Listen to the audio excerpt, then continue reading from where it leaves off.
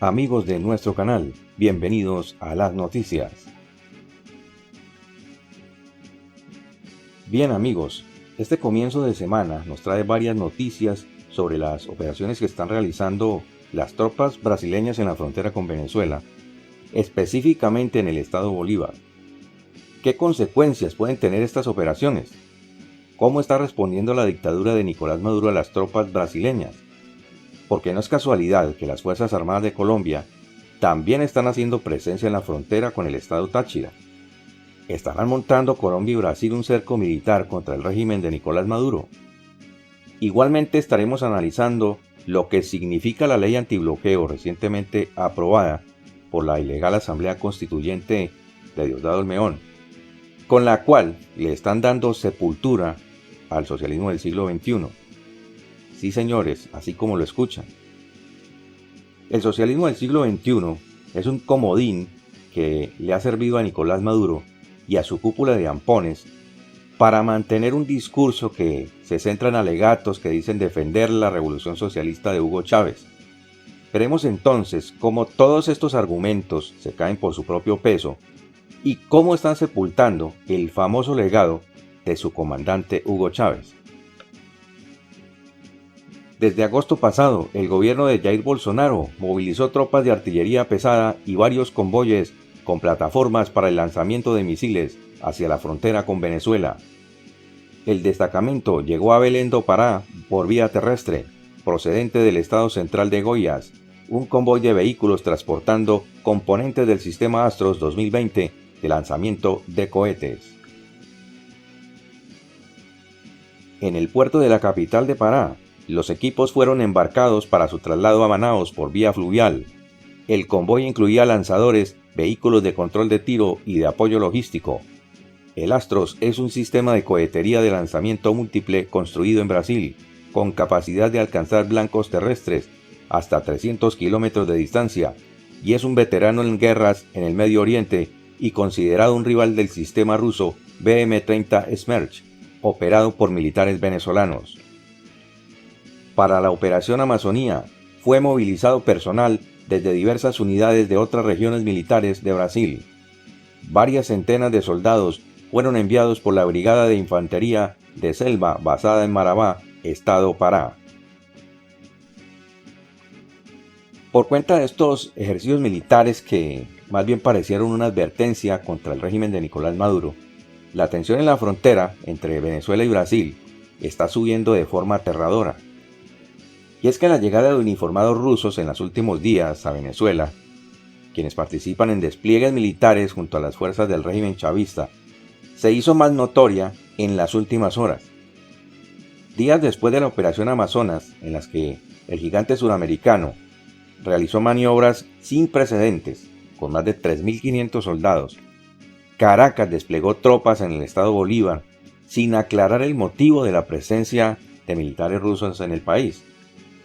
Un grupo de rusos llegó a territorio de la Gran Sabana, esto es en el estado Bolívar, dice el informe, cerca de la frontera con Brasil, el 9 de octubre de 2020, días después de que Brasil desplegara en septiembre la Operación Amazonas, que incluyó el lanzamiento de cohetes con alcance hasta de 80 kilómetros, a través de los nuevos lanzacohetes múltiples llamados Astro Mk6, de fabricación brasileña.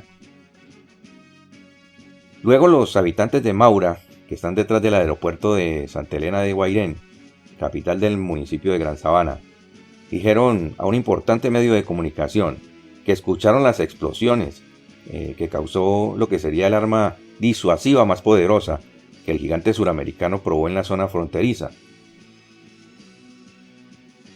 Según informó un portavoz del Ministerio de Defensa carioca, la actividad que involucró a las ciudades de Manacapuru, Moura y Novo Airao en el Amazonas brasileño habría tenido un costo superior al $1.000.000 y la participación de más de 3.500 hombres, según informó entonces el diario O Globo.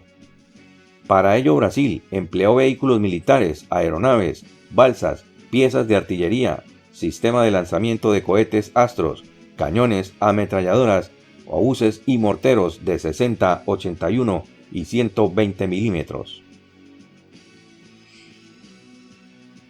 Militares del régimen han asegurado que en una población venezolana, los brasileños violaron el territorio de su país y con ello la soberanía nacional, lo cual está en duda. Los rusos llegaron a Santa Elena de Guairén vistiendo uniformes del ejército venezolano. Estos grupos de militares rusos y venezolanos se han dedicado desde que llegaron al estado Bolívar a hacer ejercicios militares. Se la pasan disparando a los cerros. Bueno, eso es lo que he visto, dice un habitante de Maura en Brasil. Y agrega el mismo habitante: a pesar de que los habitantes del pueblo son muy misteriosos, pero aquí todos saben quiénes son, desde el día que llegaron al aeropuerto. Claro, eso da mucho miedo, porque uno no sabe en qué momento pueda pasar algo. Narra que también llegó una comisión con funcionarios de la Dirección General de Contrainteligencia Militar de GESIM, pero permanece muy oculta. Parece que de verdad creen que habrá una invasión militar por esa frontera de Brasil. La operación militar brasileña, que activó la movilización de militares rusos a la frontera, creó un escenario de guerra entre dos países imaginarios, dice también este informe, de acuerdo a lo descrito por uno de los comandantes, en el que uno invade y otro expulsa a quienes los están invadiendo. Militares que participaron en la operación organizada por Brasil lo hicieron en la frontera terrestre con Venezuela y en la triple frontera Brasil, Perú y Colombia. El ejercicio para el cual han estado entrenando y calificando tropas de diversas regiones del país consiste y seguirá consistiendo en acciones orientadas a la defensa externa en el ambiente operacional amazónico. Amigos nuestros, y cambiando ahora de tema para hablar sobre la sepultura del socialismo del siglo XXI, lo cual afirmo, esto es lo que está sucediendo. ¿Por qué me atrevo a asegurar que lo que Nicolás Maduro se propone en Venezuela es sepultar el socialismo del siglo XXI y burlar las sanciones de Donald Trump? ¿Se quedará Trump con los brazos cruzados? Todo parece indicar que no. Para contestar a estas preguntas vamos a estar analizando varios hechos que me llevan a obtener esta conclusión. Pero antes de iniciar nuestro análisis, hay otras preguntas que también debemos resolver. ¿Hacia dónde va la dictadura de Nicolás Maduro con la supuesta apertura económica a través de la ley antibloqueo? ¿Y ahora qué sucederá en la nación, que fue la más rica de América Latina, después de la aprobación de esta ley? ¿A dónde irá a parar el sueño del fallecido presidente Hugo Chávez? Sin temor a equivocarme, puedo asegurar que a partir de la aprobación de la ley antisanciones en Venezuela, se marcará un antes y un después, no porque la nueva concepción del sistema vaya a ser un éxito, sino por la manera como se está poniendo fin a una era socialista que una vez fue la admiración de muchos países del mundo occidental, pero que escondía una verdad sobre el destino que le esperaba a Venezuela. Si el fallecido comandante y creador del socialismo del siglo XXI estuviera con vida, estoy completamente seguro que ya se habría parado en las pestañas, viendo cómo su sueño se derrumba por cuenta de los últimos movimientos del dictador Nicolás Maduro, quien hoy lamentablemente todavía dirige los destinos de Venezuela. Nada está quedando de los esfuerzos de Hugo Chávez por consolidar un sistema económico que, según él, se basaba en quitarle a los ricos para repartirlo entre los pobres. Pura demagogia, señores. Y digo que según Chávez porque eso nunca se cumplió. Atrás están quedando las expropiaciones, es decir, el robo de la propiedad privada de grandes industrias y propiedades raíz que pasaron a ser parte de los activos del Estado, pero que jamás produjeron dividendos y jamás fueron entregados a la clase trabajadora. Señores, lo que sigue en Venezuela es una rara mezcla de un capitalismo bajo férreo control estatal, es decir, que todo apunta a la reprivatización de lo expropiado. Platanote jura y perjura que esta es la vía para vencer las sanciones norteamericanas, y está muy equivocado. ¿Por qué?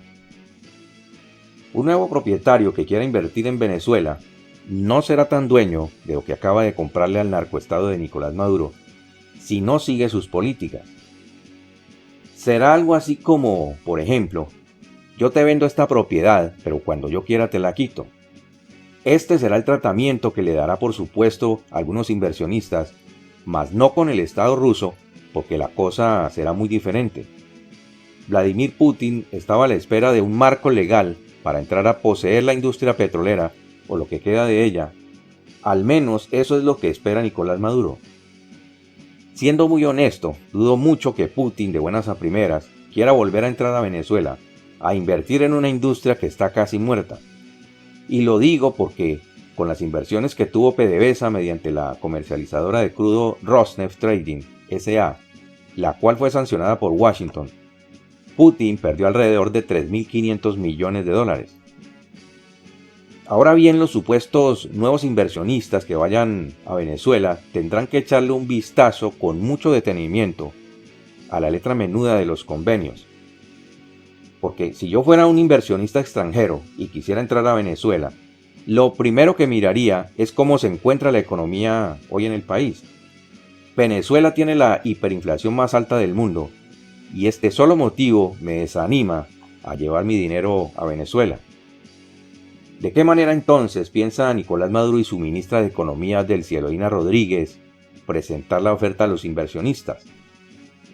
Algunos analistas señalan que todo el tejemaneje de la ley antisanciones hace parte del plan ideado por Vladimir Putin para apoderarse de la industria petrolera y de la riqueza minera del país. ¿Pero será cierto esto? En algún momento en 2019, diplomáticos rusos les dijeron a los representantes del gobierno interino de Juan Guaidó que lo que procedía para Venezuela era una transición económica y no política, que eso era lo realista, y pudieron agregar que eso también es lo que le conviene al señor del Kremlin, Vladimir Putin. No deja de ser impresionante el enorme esfuerzo económico que hace el gobierno de Rusia, con un PIB del tamaño de Corea del Sur e inferior a los de Brasil o Canadá, para aparentar tener una influencia global similar a la de Estados Unidos, que tiene una economía por lo menos 10 veces más grande. Otros analistas creen que Putin podría volver a entrar en la pelea por mantenerse, obviamente pues en el patio trasero de los Estados Unidos. Pese al costo y a la distancia, Putin prefiere intentar sostener a un aliado que sea foco de perturbación en Sudamérica, y de ser posible que sirva de modelo a otros dictadores enemigos de Washington y de las democracias en el resto del mundo. Es así como se acercó hace varios años al régimen chavista. Pero a diferencia de los chinos, que al menos en el caso de Venezuela, solo quieren cobrar sus deudas pendientes e irse, los rusos tienen un plan político. En pocas palabras, aquí estamos definiendo lo que el líder ruso se propone. Putin lo sabe y como lo ha expresado públicamente, que el socialismo no funciona. Esta es la misma conclusión de los jerarcas de la República Popular China encabezados por Xi Jinping. Los dictadores del siglo XXI son conscientes de que aquellas ideas de tierras y fábricas colectivizadas, en las que la clase trabajadora era la dueña de las mismas, jamás serán una realidad. Quedan fuera de la escena las ideas de una sociedad sin clases y sin dinero. El socialismo o comunismo no son un sueño, sino que son un desastre, de acuerdo a lo que ha dicho Putin. Por lo tanto, los del Kremlin son crudamente sinceros. Necesitan dólares y comercio. Para eso necesitan empresarios privados, gente que quiera invertir y ganar dinero, pero a la que ellos puedan controlar. Ese es el proyecto de Putin en Venezuela. Señores, estamos asistiendo al sepelio del socialismo del siglo XXI. Es lo que los asesores rusos le han venido diciendo a Nicolás Maduro, que si quiere ayuda tiene que dejarse ayudar. Nada de socialismo, únicamente capitalismo puro y duro. Eso sí bajo control, y Putin de esto sabe muchísimo. Nada de utopías ni de problemas con la desigualdad entre los seres humanos o con el dogma de fe neoliberal. Lo de ellos, es decir, de los dictadores como Putin y Maduro, es el poder absoluto. Y sostener el poder cuesta dinero. Del sueño socialista de Hugo Chávez ni hablar. Los asesores rusos mayores de 50 años recuerdan perfectamente, porque lo padecieron, el desastre de la economía soviética, la causa de la desaparición de la URSS.